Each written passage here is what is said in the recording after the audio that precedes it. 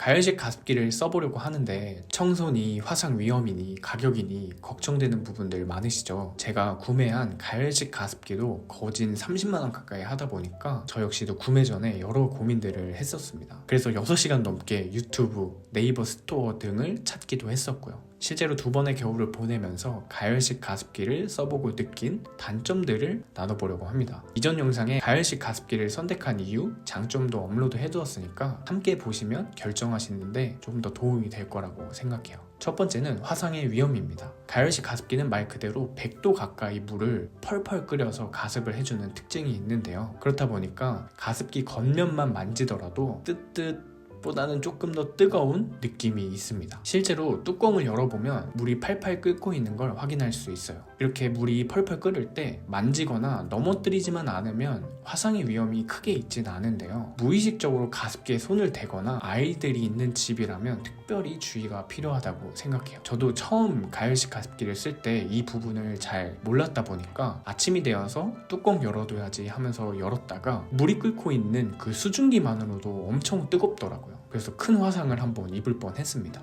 그 뒤로 지금은 의식적으로 뚜껑을 열 때 조심스럽게 열고 있어서 큰 위험이 있진 않지만 앞에서 말씀드린 대로 무의식적으로 툭 열거나 아이들이 만졌을 때는 잠이 다 깰 정도로 큰 위험도가 있습니다. 그래서 가열식 가습기들은 이런 위험 때문에 이중 잠금 장치를 두는 걸로 알고 있는데요. 그럼에도 아이들이 있는 집이라면 아이들 손 닿는 곳에 두지 않는 것을 강하게 권장드립니다. 가열식 가습기에 이렇게 손잡이가 있는 데는 다 이유가 있더라고요. 그래서 가열식 가습기를 열고 만질 때는 항상 의식적으로 만지기. 정말 뜨겁습니다. 저희 집은 아직 아이가 없어서 아침마다 이렇게 열어서 가습기를 식혀준 뒤에 물을 버리고 청소를 하고 있습니다. 두 번째는 청소입니다. 가열식 가습기의 장점이 청소인데요. 동시에 단점이 청소이기도 합니다. 가열식 가습기에는 보통 이렇게 수돗물을 받아서 쓰고 있습니다. 수돗물은 완전히 필터링된 깨끗한 물이 아니기 때문에 가열식 가습기로 가열을 하고 나면 이렇게 손에 하얗게 뭔가 묻어나옵니다. 업체에서 알려주기로는 이 하얀 것들이 석회, 미네랄 등이 침전되어 있는 거라고 하더라고요.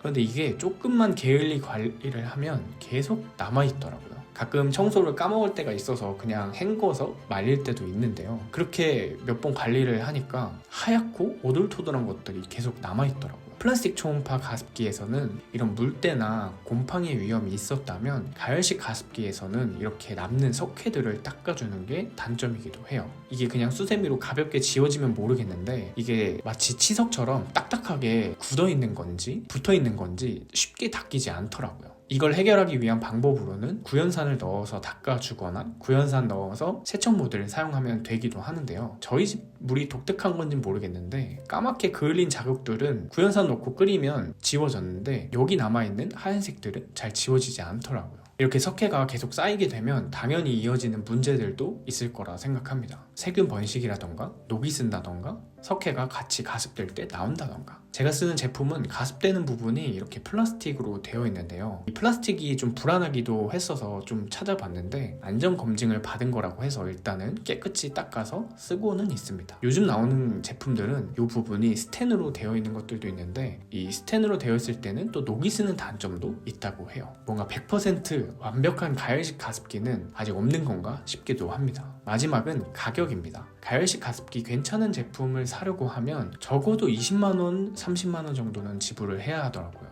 이게 적은 돈은 아니다 보니까 한번 결정을 할 때 더 신중해지는 것 같습니다. 30만원이나 되는 가습기를 사본 경험이 없으니까 이 가습기를 사도 되는 건지 사도 후회 없이 잘 쓸 수 있는 건지 여러 걱정이나 고민들이 드는 게 당연하겠죠. 가격이 비싸다 보니까 한번 써보고 마음에 안 들면 다른 거 또 사야지 라는 게 좀 어려운 부분인 것 같습니다. 비교적 다이소 제품들은 한번 써보고 또 써보지 라고 선택할 수가 있는데 이런 고가의 전자제품들은 한번 결정할 때 잘 선택해야 하니까요. 그럼 30만원이나 주고 사도 되는 정도일까? 라고 물어본다면 한 번 사서 오래 쓸 생각이라면 괜찮은 선택이라고 생각해요. 하지만 가열식 가습기를 테스트 정도로 사용해보고 싶으신 거라면 30만원은 조금 가격대가 있다고 생각합니다. 테스트 해보고 싶다면 비교적 저렴한 가열식 가습기들도 많으니까 일단은 그걸 한번 써보고 초음파보다 더 잘 맞는 것 같다 라고 할 때 고가의 가열식을 선택해보는 것도 좋은 방법이 아닐까 싶어요. 요즘은 가열식 가습기들이 매년 리뉴얼이 되고 있더라고요. 제가 구매한 제품만 해도 벌써 리뉴얼 돼서 몇 가지 달라진 부분들이 있더라고요. 제 제품에는 자동 세척 모드가 없는데 지금 나오는 건 또 자동 세척이 있더라고요. 원하시는 제품들 상세 페이지 리뉴얼된 부분들 잘 비교하시고 참고하셔서 조금 더 최신의 제품을 사는 것을 권해드립니다. 저의 경우는 건조함을 확실히 잡아주고 방안을 따뜻하게 해준다는 장점들로 이런 단점들을 상쇄하면서 사용하고 있는데요. 각자의 환경에 따라서 제가 느낀 단점들이 크지 않을 수도 있고요. 오히려 더 크게 느껴지는 분들도 있을 거라 생각해요. 그래서 가열식 가습기 마지막 영상으로 다음 영상에서는 제가 쓰는 가열식 가습기 실사용기를 나눠보려고 합니다. 가습량은 어떤지, 소음은 어떤지, 발열은 어떤지,